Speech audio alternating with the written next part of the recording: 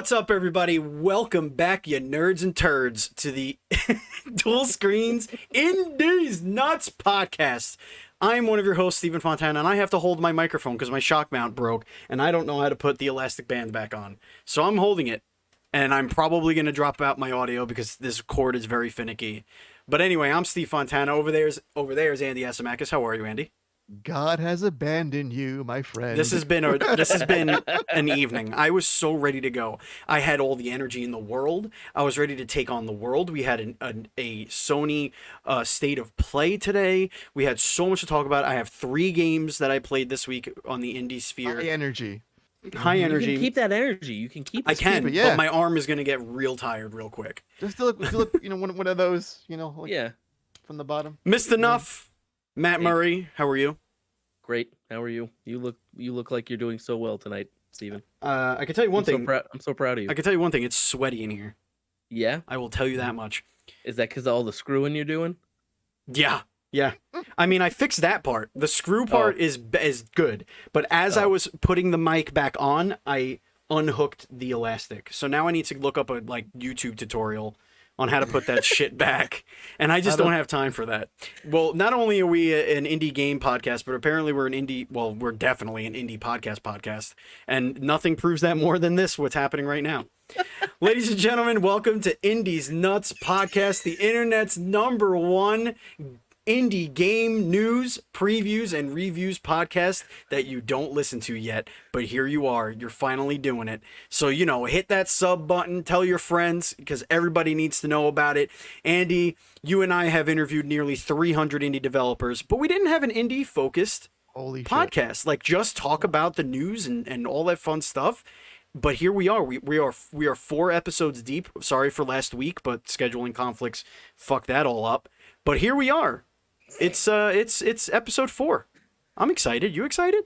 Yeah, I'm listen. After talking to all those indie dev folks, an indie game show was the furthest for thing fuck's from my sake! mind. There's 2 elastics. God dang it! Well, Andy also and Matt. Better. #1 show feels like a #2 right now. I'm just saying. Let me tell you this right now. We have revamped our Patreon, ladies and gentlemen. We have new tiers, new rewards as of June. So you will be for anyone that wants to join up. We did change a few things. Please go to patreon.com/NDS podcast. Just like our Patreon producers, Colton the Apprentice Nestler and FNH Paul. We cannot continue to grow without all of you guys' support. And yeah, so go over there and do that. Check out our new tiers. We have a sticker of the month club now, where we're going to send you a sticker every month, a new sticker, a Dual Screens branded sticker, Dual Screens inspired sticker, fresh designs, old designs.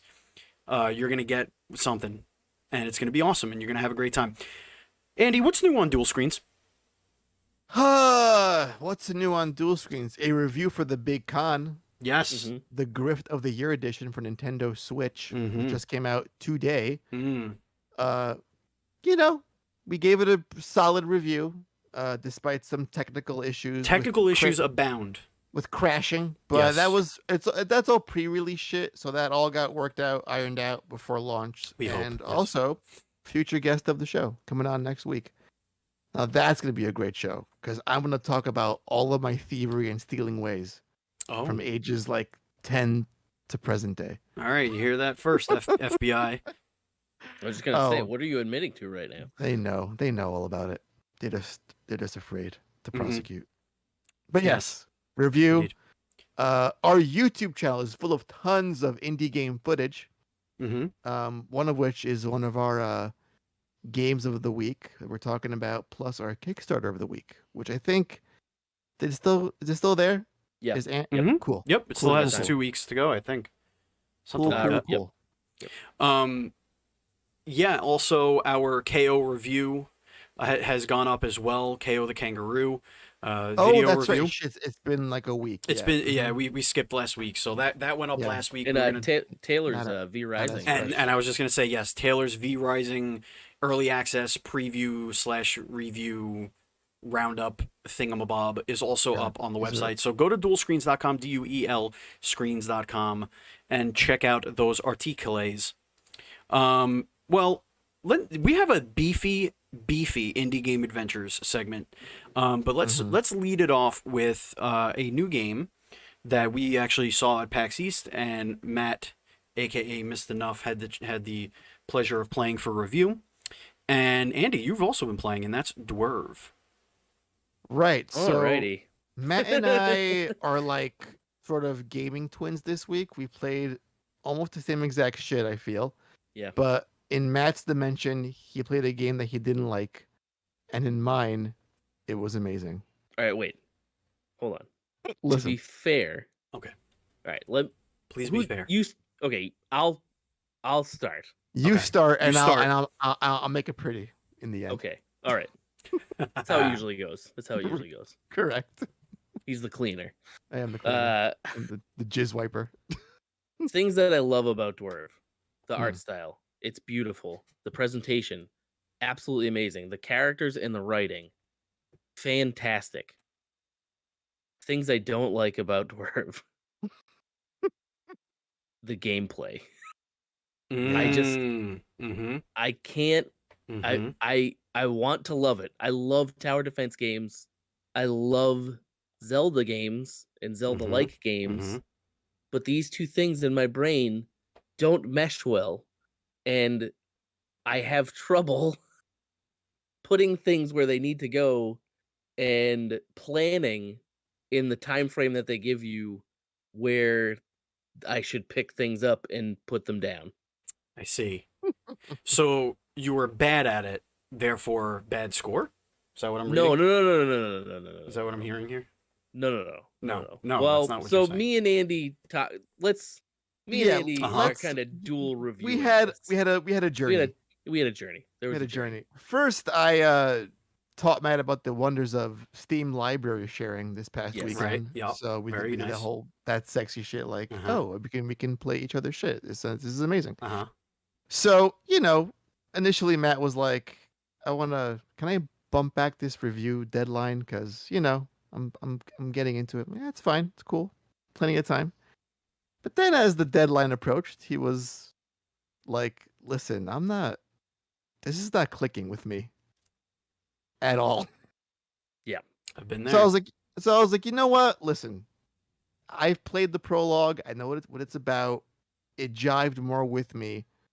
Let me check it out. But I was like, I trust Matt's judgment. So I was a little reluctant because I didn't want to hate this game. I would rather think it's good and not ever really play it than play it and be let down. Fair. That is fair. fair. So I gave it a shot. And it is a game that asks a lot of you. It asks you to unlearn a lot of things that are programmed into your thumbs from a young gamer. It's like asking me to like not love penis. It's innate. I can't undo that. So someone says to me, "Can you like your own penis? Can you no in general?" Oh, I see. My general love of the schlong, trying to unlearn that is impossible. Right. Because I can't do it. I just can't. Sure. So imagine someone saying to you, unlearn how a Zelda game should play. And you're like, I don't know what to do with that information because you are trained to, with the top-down perspective, walk around, hack and slash shit, and get items and upgrades, fight boss, leave dungeon, rinse, repeat. And the idea of a passive Legend of Zelda-like game where you're setting up turrets as enemies are flocking you from all sides seems very un-Zelda-like. And you want to mash shit to attack, but you can't because you're just dropping turrets and battle axes and crossbows and Tesla guns. So it asks a lot like, hey, trust us. Forget all the shit you know about what a dungeon crawler Zelda should be. Yes, it looks like it, but it is not it. And once you shed that and you embrace the tower defense portion of the gameplay, it is a very well put together game. I was like flawlessing bosses left and right. Yeah. Yes, the waves can get tricky if you place shit in bad spots, but that's how you learn. It's like a pattern for a Dark Souls boss. When do I dodge? When do I roll? This is like, I'll place this here next time, or a slow down sludge or spikes here. So it's all part of the loop. And once I unlocked some of the more damaging perks for my initial batch of like turrets, which are, again, there's an axe, there's like a rotating set of spikes. Mm-hmm. There's an arrow.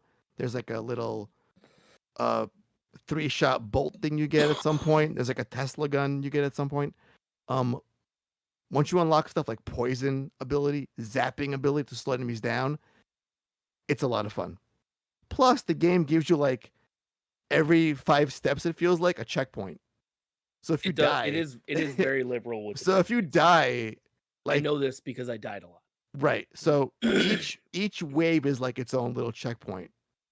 So you get to a wave, you can fail and start right where you left off without backtracking or losing any progression or that. So all the things Matt said, the art direction are incorrect. No, art direction, sound design, the plot, the characters, it's got a lot of heart and it looks charming as shit. But I love the gameplay also. So yeah, I recommend. I think maybe I'm gonna dive back in and try again. The part that got me was the first boss. And it's not that I had difficulty with it, but I just became so disengaged with how I fought it because I really just wanted to fucking murder it. Like I wanted to dodge roll and hack and slash and do it. And I'm standing there, like standing behind turrets and watching them shoot him. And you're jealous. Like, why can I? Jealous. Like I want to kill him. And you're holding a hammer. You're literally holding a hammer. It's like, let me fucking smash this thing. Can I just go hog wild on you for a little bit? Yeah. And so maybe I'll give it another go. Because I did. I loved everything else about it, and the gameplay just never clicked for me. You know what I'm really enjoying? All 3 of the games I'm playing this week, but the first one that I started was Ayuden Chronicle Rising. Now there's a big apparently this is a game that is it's a spiritual successor or spiritual prequel or something like that to the Suikoden franchise. Is it the prequel to the successor? It's the prequel to the successor, correct. So that sounds weird, but here's the thing. There's a game called Ayuden Chronicle. We've peaked. There's a game called Ayuden Chronicle 100 Heroes. That literally has 100 characters that you can play. It's a JRPG, full like up and down, left and right. 100 different characters, and they've been developing that game for quite a while. And in the last year, they created this game, Rising, Ayuden Chronicle Rising, which is a side-scrolling action RPG where you're building one of the towns. You're essentially rebuilding a town that's been leveled by an earthquake, by going hunting monsters, finding resources, and doing missions, and yada yada. But it's a lot of fun. It's got a lot of flash. The combat is really cool. It's you have your party members, and they're each assigned to a face button, and you could like chain combos together with that. But you're only are controlling one character at a time. So whatever character, and the characters have different styles of fighting as well, but it's very fluid. It's really fun to just go and resource hunt and upgrade your items, upgrade your weapons. You could buy, there's tons of items that you could buy to enhance your playthrough. You could have, boosts to experience gain or rarity of items dropped, yada yada, stuff like that. And I'm learning more and more about this world, and the more I'm learning about this world of blight and magic and the adventuring, the more I'm interested in the game that I didn't even know was being made, 100 Heroes. So I don't know, I'm not really into JRPGs anymore. I used to be more into them when I was a teenager. Now I like the action oriented combat, so like I might it's just it's hitting with me in this sense. The bosses are fun. You could run them all over and over again. If you're looking for something that's, about a dozen hours, a lot of fun, you could go in, get out. I highly recommend that. What is Pawn Barian? I see that on our list here. Okay. So like a couple weeks ago, we were talking about Shotgun King. We were. Did you go down the chess rabbit hole? Yeah, we went down the chess rabbit hole, and a coworker of mine had mentioned that he listened to the show and mentioned this game, Pawn Barian. And so it's another chess-based roguelike game. Mm-hmm. It's minimalistic. It takes place on a 5x5 grid as opposed to like a full chessboard, and it is much different. The enemies don't necessarily move like chess pieces at all. They actually all have like special abilities. Like some, when you kill them, will like put out a barrier where if you're standing in it at the end of your turn, you take damage, or maybe they'll dodge the first time you try to attack them. Every turn, right? And so you have to try to attack them twice. But as you're playing through, you're gaining. So your moves are all chess piece moves, and as you're playing through, you have a deck of cards that are like your pawn or your knight or your rook or whatever, and you can upgrade these cards to do different things. Like so, if I use a pawn, for example, I might have upgraded it so that I don't lose part of my turn. I can take another turn after that, or it gives me a shield when I move, so that I can absorb an attack. And it's just another really cool, like minimalistic chess-based roguelike that I had a really good time with. And I actually have been playing it on my phone. I don't even own it on Steam or anything. It's just a mobile game that I've been playing. Very easy to get into, super easy to pick up and play, but a really, really fun time waster. Awesome. I like. I had to put the microphone down because I'm still trying to fix this shock mount. Because your arm hurts. Yeah, yes, it is. It's gone numb. So another game that I started, I actually started it today. I got a code for it. It's Samurai Riot, the definitive edition, which I believe just came out. It's stylized, just beat 'em up, and it's pretty cool. The art style was actually a turnoff in the trailer for me because it kind of looks mobile gamey, like how things are like on a hinge, like they're, you know what I mean, like that look. But it's not like that at all. Like when you see it in motion, it's much more fluid. You could tell it's hand drawn. You could tell there's a lot of detail going into it. I'm in like the first biome, but I killed 3 bosses so far. The combat isn't as deep as I would hope it would be. It's simple punch or kick, and you have like a meter where you could do 2 different special moves. One that's like attacking the thing in front of you. The other one's like a screen clearing attack. Also, the character that I'm using has a fox with her. She uses fisticuffs and has a fox, and she throws the fox as like a projectile. And that's cool. Like as one of her abilities, like she could jump and then throw the fox down, and like if it's got a full charge, it'll be like this white ball that'll just slam into the enemy and like knock them back, do tons of damage. The other one, if it's not charged all the way up, she'll just chuck it once and it'll like hit them and stun them, and then you could go in and attack. My favorite thing about, and again, I only played the one character so far, but my favorite thing is that there's no like blocking.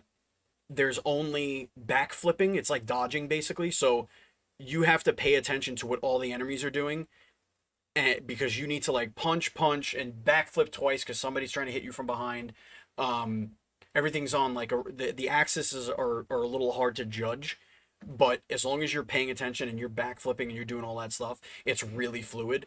I just wish there was more combo opportunities and like just a couple of more special moves, because they're kind of, as I'm going through, I'm using the same ones over and over and over again, and I don't see, at least at the point I'm at right now, I don't see any upgrade system. I am getting a lot of gold, but it seems like that gold is only giving me score at the end of a level. It's I haven't found anything to use it on yet. I'm playing on the normal difficulty. There's plenty of items dropped around for like health and stuff. But once you get like used to the patterns of the enemies and you understand how the backflip dodge situation works, it's a lot of fun. The other character is like a traditional samurai, I haven't played with him yet, but I assume he's, instead of dodging, he's probably gonna like parry.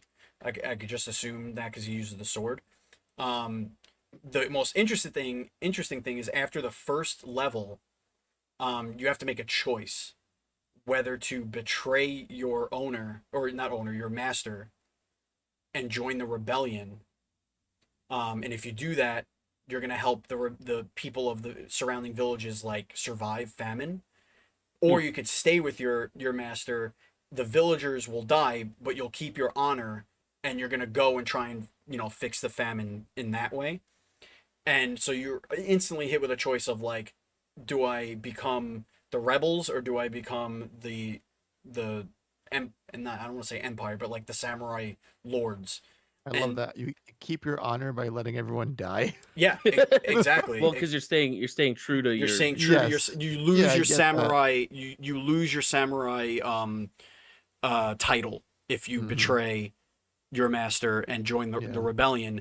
But as you're, like, the whole thing is like you're beating the shit out of these villagers that are just like, we have to overthrow him because we're all starving. Like, I had to kill 2 of my children are dead because I couldn't feed them. Like, he has to go.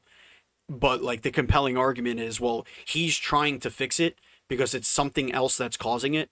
So you could either let these people die and help him find the cause of all of it, or you could help them overthrow him and, get food and also find out what's going on. And then, like, there's missiles in the game. Like, I saw there's like technology it's like a steampunk samurai beat 'em up. Great segue. It's weird. It's weird, but I'm enjoying it and it looks beautiful. So if you're looking for a cool little beat 'em up, it's relatively cheap. Samurai Riot Definitive Edition. The art style reminds me of like early Adult Swim, which is a weird comparison. Yeah. It's The backgrounds, not early, but yeah, I know what you mean. The backgrounds and the environments aren't as detailed as the characters, and the characters repeat way too much in the first 3 levels. Like, I'm fighting the same things, and then all of a sudden I'm fighting like this weird turtle monster, and I'm like, oh cool, monsters, all right, that's fun. So I'm hoping there's more variety there. But I'm gonna do a full review. I recorded the first boss run for the YouTube channel, so that'll go up. It's not a no death run, unfortunately. I did get felled once, but I'll put that up there so you guys can see that. And I'll review the game next week when I finish it and play both characters and all that stuff. No, Andy's our no death guy. Well, that's he cheats. Trying to do. What do you mean? How the fuck do I cheat? I take the first play approach where you're getting me playing the game for the first time. I hit record. That's my style. I didn't say it's Andy's like practices for like 4 hours and then hits record. It's nowhere near that long. He's big time cheater. First of all, it's always constantly recording. Big time cheater. Big fat 40. Lastly, the 3 of us have been playing V Rising. We have an interview with the community manager for V Rising going up tomorrow. Right now it's in early access on our Patreon. For little as $3 gets you that early access. Good ass show. Yes, it was a really, really good show. We learned a shit ton of what's baked in this game that I had no idea existed. This game is really fun, and it has, I think the thing that is most impressive about it is that it's an early access game that feels like a fully polished, this could be the game. They could walk away from it now. I would be wanting more. I would want a sequel, but I'd be okay with my purchase. $20 purchase. Like, yeah, for sure. But the fact that they have years planned of content that they don't have anything like, and you'll see this in the interview, or you'll read or hear this in the interview. They don't have a true roadmap. They're just trying to get everything they want in the game, and whatever happens first. Like, that's kind of like the crash course they're taking with it. So I cannot recommend getting into this thing enough right now. Yeah. Ground level, even if it's once a week, you go in, you do some missions, you build your castle up a little bit. It's just so cool. You get to be a vampire. It's really cool. Yeah, it just does a great, like, Purger's write up on it is pretty spot on with a lot of my own feelings, though I enjoy survival games. But It is. It really is just like a great, like almost MMO Diablo like experience with like some of the easiest building mechanics. Yeah. And refining mechanics that I think simple I've found in crafting anything. mechanics. Everything's Yeah. there. It says, here's what you need. You can't do Here's this where it yet is. because you need a recipe.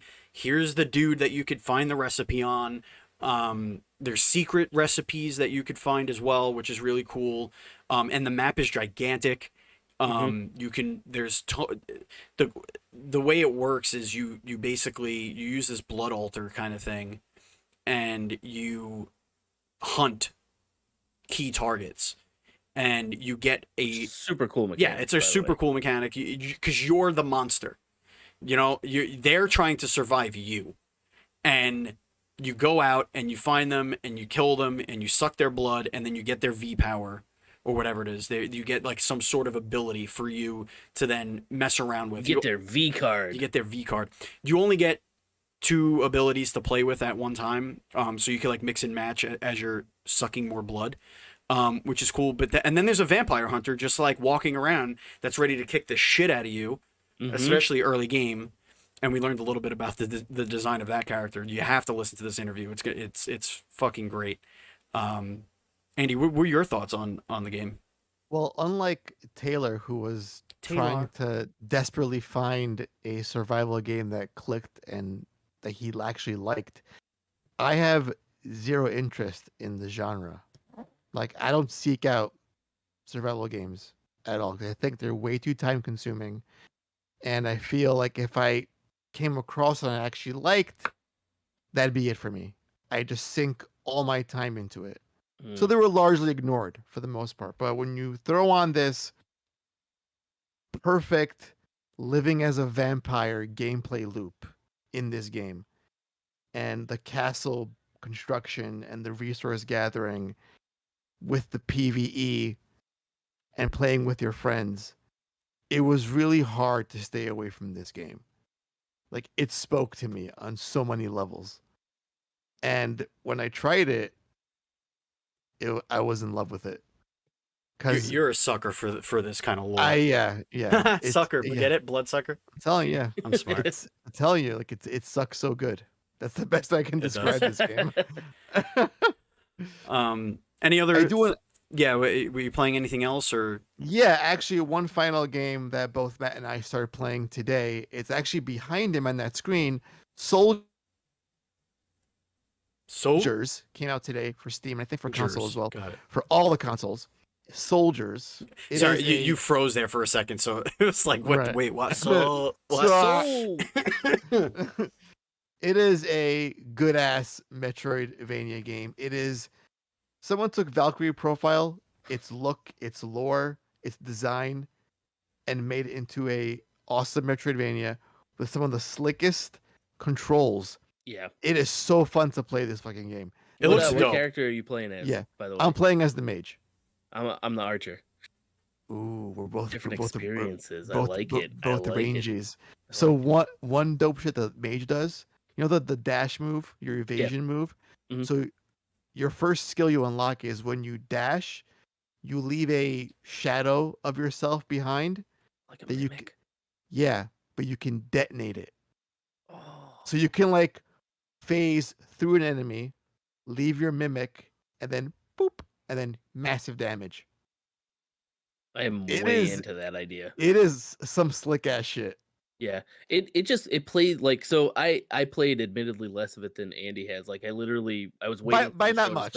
In all honesty, like I just started it today. Yeah, I played like maybe 20 minutes of it, and it just feels great. It really does handle very well. The art style is great. I was getting more like chunky Metal Slug type vibes from it. Oh yeah, I see that. But like it is. I can tell that it's going to be a game that I'm going to end up sinking a shitload of time into. And the Archer is really fun. Like he has like just the regular shots, but then his like heavy attack is he can throw his bow, and your arrows recharge. You get like 3 arrows at the start, and you could use this bow throw to recharge them quicker.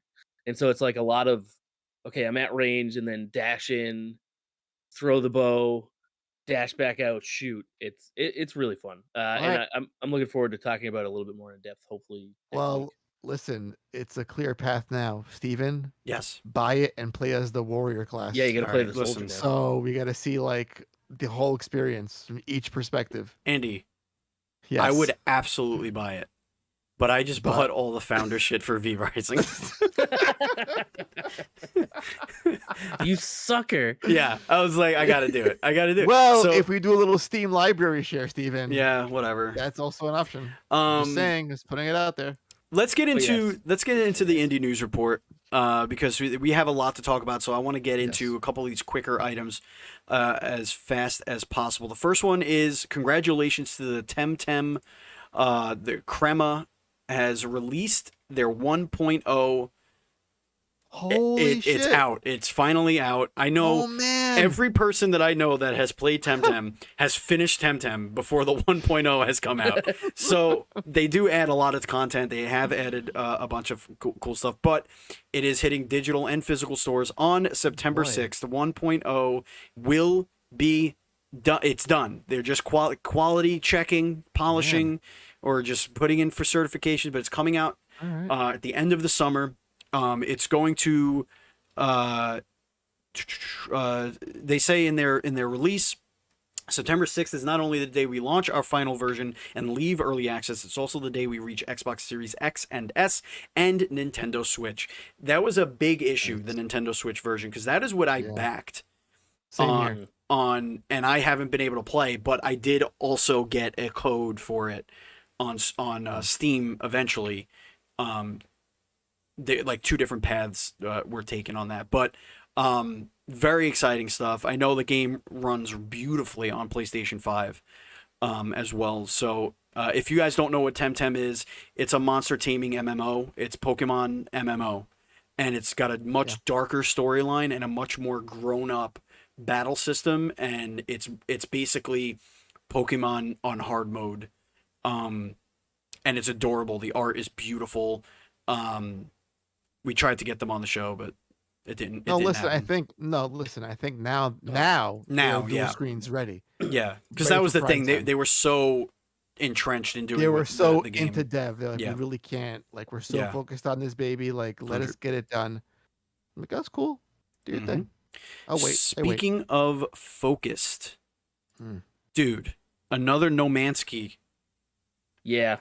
Is that what we're calling it? I love that. Nomansky keeps fucking releasing fantastic things, and this wasn't even like a like usually they'll announce an update, there'll be like a little bit of a tail on it, and we'll have to wait a little while and then they'll reveal everything. It'll be wonderful.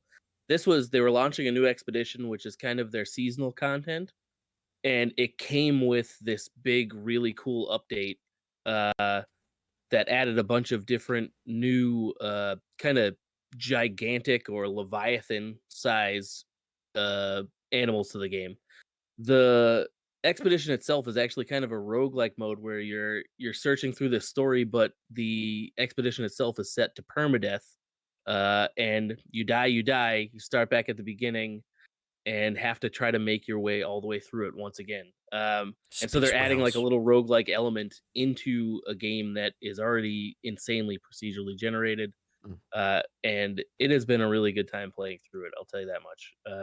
But yeah, this is the game that just keeps pumping out content and kind of continues to prove their worth after the infamous rocky launch that they have.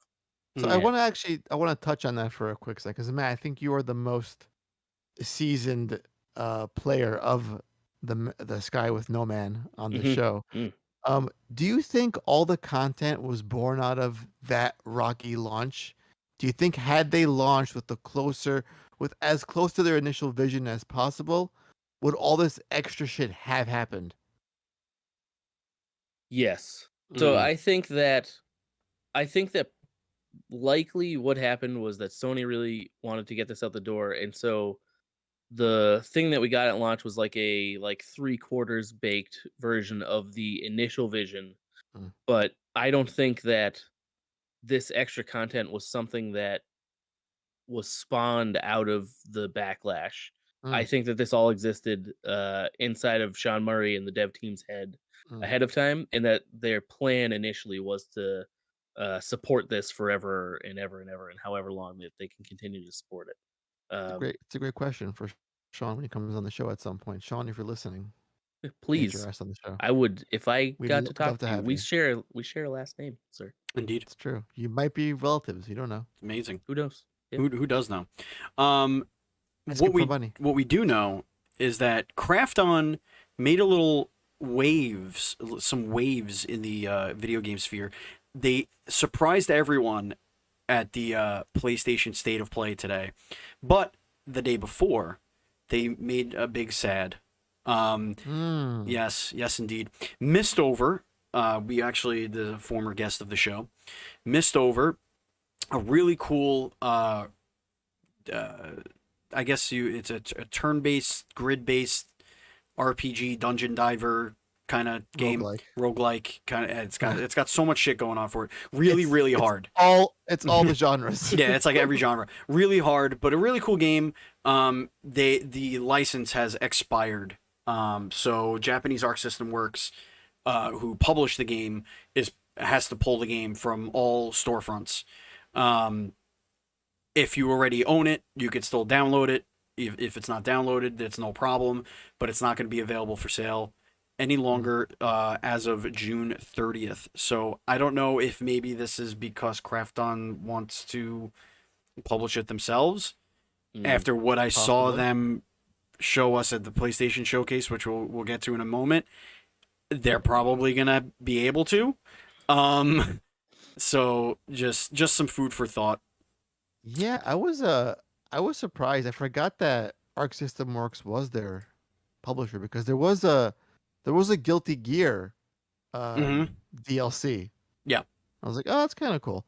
But yeah, I hope that it's a great game, so I'm hoping it's not gone forever. I mean, we discuss game preservation on our other shows from time to time. So seeing a game like this that is actually a really well put together game go away and you can't get it back is very upsetting. And I'm hoping that with what's in their pipeline provides a pathway for them to self-publish and bring it back in some shape or form from the dead, as it were.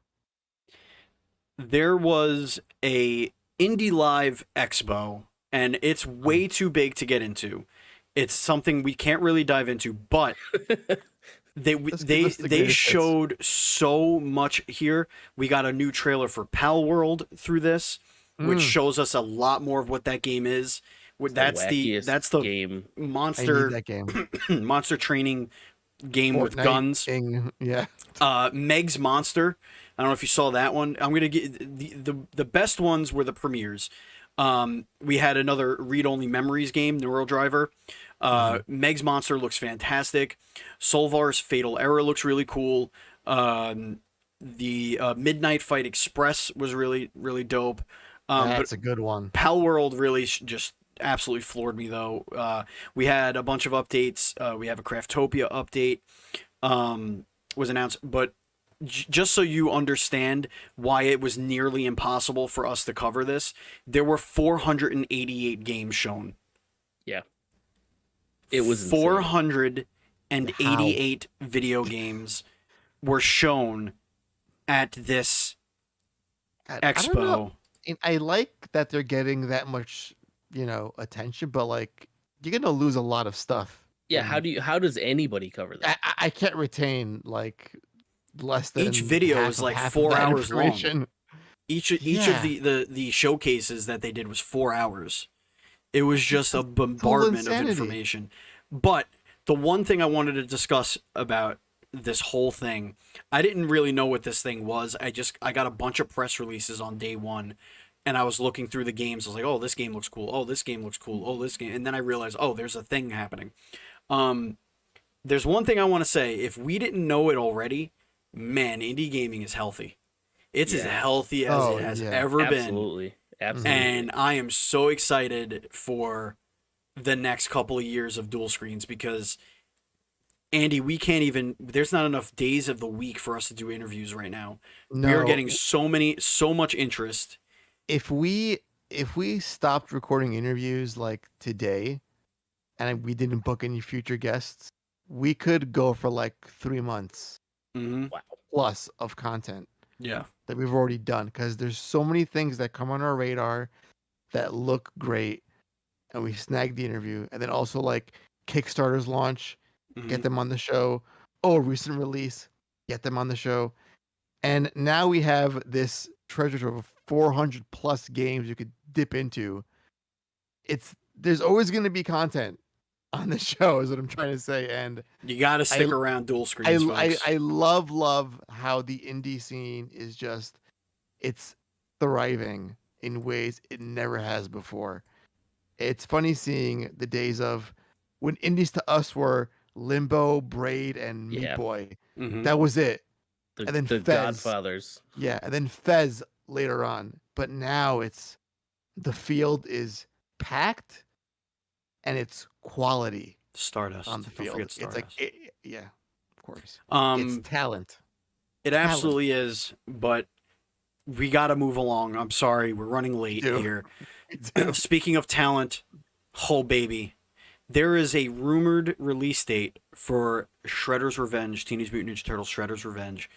According to the PlayStation database, Teenage Mutant Ninja Turtles Shredder's Revenge is coming June 16th, which is exactly 2 weeks from recording. Please give it to me now. That is a Andy, Matt, Steve, Taylor, who's never watched Ninja Turtles in his life, so maybe he's not invited. Probably Corey. No, let's bring on Joseph. To sea. Let's bring Joseph. He's out to sea. We might actually be able to do 5 players now that I think about it. Yeah. With April. April and Splinter. What a weird sigh, Steve. He's out to sea. Sorry. I never know what's going on with that poor boy. We don't know. I didn't even know what he was doing. He just would every once in a while pop in the Discord and be like, "I'm back from the ocean." Like, is he a crab person now? He just like, I don't know what he does. What does he do over there? Yeah, basically, he does. You're working on an oil rig. Lastly, the PlayStation show, State of Play. There was a little bit of indie news out of that, and it is that Stray is going to be Game of the Year. Yes. Slow down. No, full stop. Nah, that's it. You heard it here first. Stray is Game of the Year. Did you, Matt? I did. I saw. It looks you've fucking so good.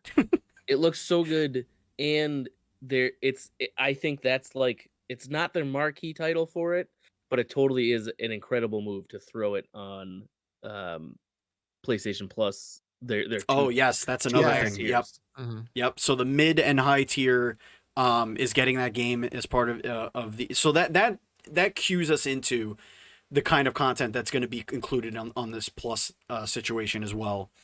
Right. Still confused. I have no idea what I paid for already. I have no idea what I have. You paid for Stray, Steven. That's what you paid for. I think I think I'm excuse me. I think I'm just basic PS Plus right now, so I don't know how much more money I'm going to have to spend on this thing when this thing launches. But regardless, Stray is worth it. So, game looks dope. I mean, I'd pay any amount for that. But you know what else looks dope? Our Kickstarter of the week. Oh my god. Missed Enough, aka Matt Murray. We're in the middle of quite a Kickstarter right now. Why don't you put this in here, correct? I did. Tell us all about it. Andy recorded some gameplay. So I don't even remember how I came across this game. It was on the Kickstarter recommended. It was one of their highlights because I got a notification on it and like all that stuff. So it must have been that. But so it, like, literally immediately I just saw the art and I was like, what the fuck is this game? Because it has like that Game Boy Advance, really poppy colors, just over the top Wario from the advanced Game Boy Advance games style. And so immediately clicked in and watched like 10 seconds of gameplay.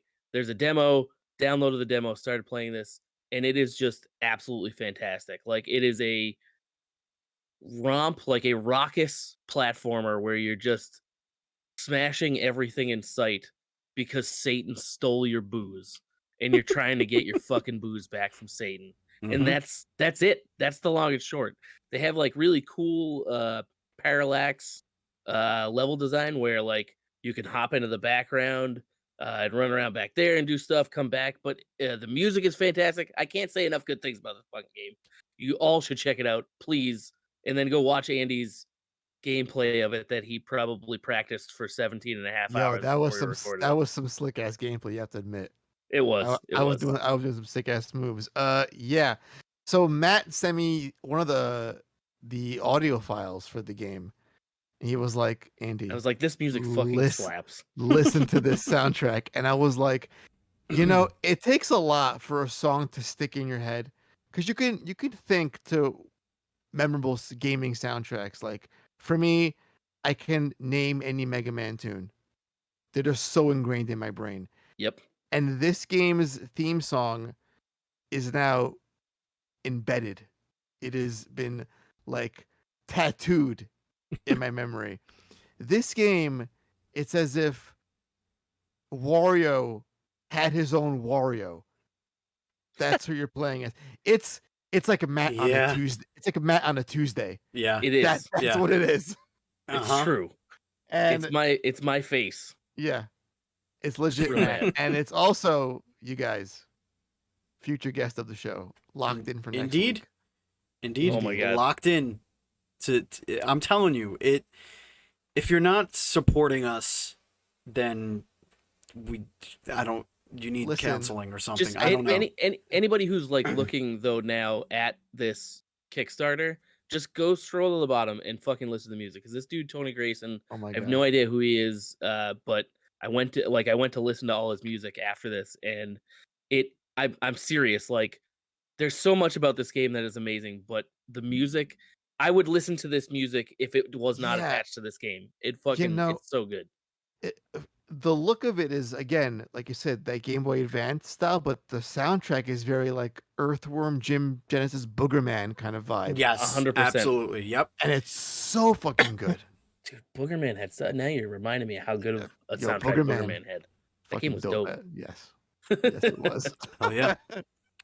Great minds, Andy. We do not have any reader questions, and there's nothing in our mailbag, but we could kick it to the chat while we do some housekeeping here. Chat, if you have anything you want to say. Again, ladies and gentlemen, we record this live on twitch.tv/dual screen streams every week. We try to hit Wednesdays, but right now, I'm going to be honest, you guys. Whenever the Rangers are playing, I'm not recording the show. It's fair. That's fair. They are in the Eastern Conference Finals right now, and I have to watch it. I care. Andy cares. I'm watching. I'm legit. Do you watching. understand? I haven't watched hockey since like the early to mid '90s. Yeah, Rangers won the Stanley Cup. Yeah, that would be 1994. And I gave a shit. Was that pre or post when they tried to do the puck trail? That was before. So they got, here we go. They got the national. Here we go. They got the national TV deal because the Rangers won the Stanley Cup. The ratings for the playoffs for the Stanley Cup championship, because it was local TV. It was broadcast on national TV, but it was only the local broadcast that was broadcast nationally. So the NHL got their national TV deal because the Rangers pulled in such crazy ratings, and they got on Fox, and Fox did the fucking glow puck and basically ruined hockey, ruined everything. You guys want to know a fun fact about my company and Rangers history? Okay. So back in the day, Paramount Studios, on its own before Viacom acquired it, owned the Knicks, the Rangers, and some other New York-based sports teams. And when Viacom wanted to buy Paramount, the initial bid was around $3 billion, which was a lot back in the 1980s, like way back. Yeah. One of Viacom's chief competitors caught wind of this bid and intentionally jacked up the price until Paramount sold for about $10 billion. And the second Viacom acquired Paramount, they ditched the Rangers, the Knicks, all that crap. And I was like, we could have owned them shits? Is that what you're telling me right now? We could have owned the Knicks and the Rangers? Instead, we got Gene's and MSG? and MSG Networks. Yeah, so a little fun. It is what it is. MSG. Paramount fact. Yeah, ladies and gentlemen, that is going to bring us to the end of the Indies Nutz podcast. Thank you so much for watching and listening. If you want to follow us on social media, we're at dual_screens. I'm at Batchild27. Andy's at Pants Guy. Matt is at Missed Enough, who he's never on Twitter, but that's okay. What? You're kind of not on Twitter. Yo, Matt is always like retweeting our shit. He's a retweet machine. Doesn't matter. He's doing shit. He's active. You should follow him anyway, because one day he's going to get in there, and he's going to say something hilarious. It's going to happen. Maybe. It's going to happen. Potentially. Thank you so much for watching. Thank you, Andy. Thank you, Matt. Thank you, listeners. And as always, please be excellent to indie games.